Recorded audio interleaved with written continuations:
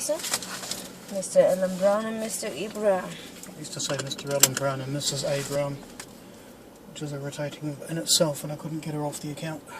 No, Mr. Ellen Brown and Mr. E. Brown, not Mrs. E. Brown. I know.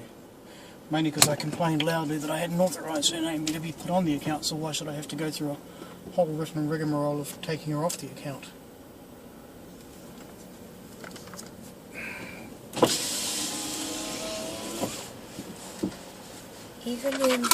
Even in June and July, we paid £37 for the gas, no? No, take a closer look. From bill date is here, bill period.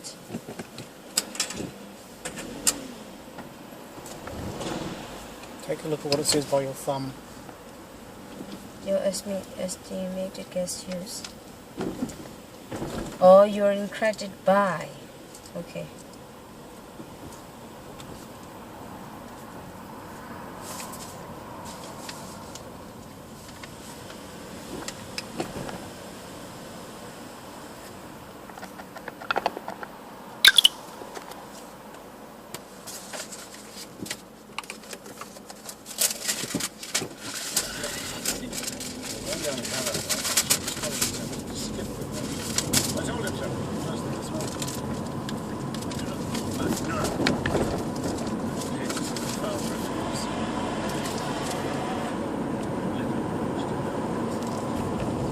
Well, I hope they're not possible. I've never known it before. Thereabouts, maybe America will be like. I see nothing in it but a rat that leaves a sinking ship. Not even a repairing one. Hey, Sue. A repairing one. Yes.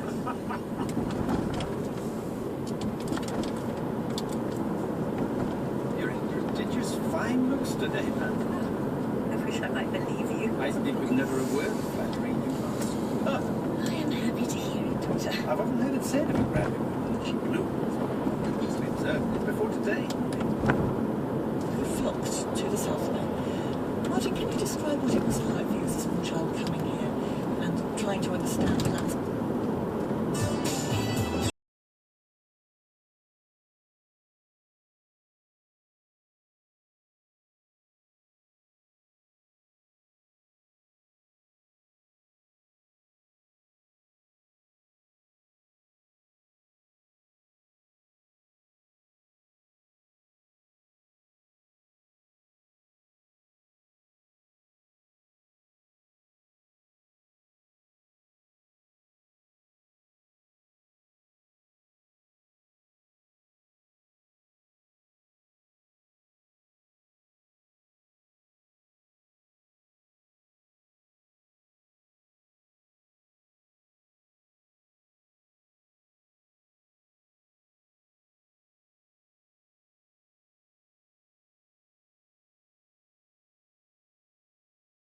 All 6 of Steve Winwood's top 10 American solo hits were co-written with Will Jennings, including number 1 this date in 1988, Roll With It, and in 1975, the second of their 9 American number 1s, The Bee Gees and Jive Talkin'. And it's 8 weeks for the man who is deflecting critics with lines like, "It's actually a feminist movement within itself." Robin Thicke.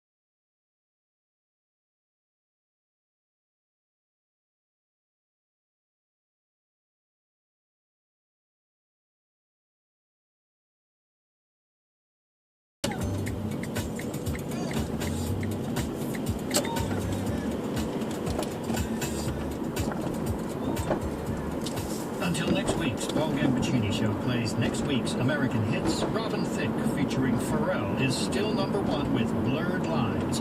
America's Greatest Hits is an independent production for BBC Radio 2 by Howlett Media Productions.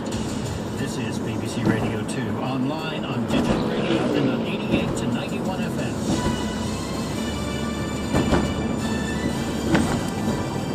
BBC News at 10 o'clock. This is Adam Porter. The head of Twitter in the UK has apologised to women who've received threats of rape and murder on the site. Tony Wang said the abuse was not acceptable. Twitter has introduced a button for users to report abuse. Nicola Brooks, who was targeted by internet trolls, says the company must ensure it responds. Twitter now has the opportunity to get that report abuse button right. They should use this now to protect and help all of us, not just celebrities, sports stars, high-profile people. We all get trolled the same. Britain and America have raised concerns about the Zimbabwean election, which has put Robert Mugabe back in office for a 7th term. The Foreign Secretary William Hague said there were serious questions about the credibility of the poll. The US State Department described it as a deeply flawed process. Zimbabwe's Movement for Democratic Change Party said it was a monumental fraud.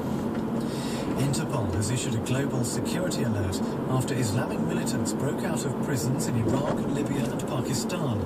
America is closing its embassies across the Middle East and North Africa, while Britain, France and Germany are taking similar action in Yemen in response to intelligence that Al-Qaeda may be planning to attack Western targets.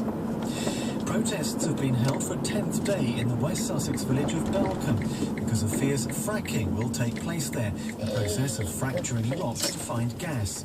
The energy firm Quadrilla has begun drilling for oil and insists it has no immediate plans for fracking. The head of UK onshore oil and gas, Ken Cronin, says despite the opposition, most people Thread has recognise the happened on need for new Facebook several energy times, sources. no? That kind of thread has happened.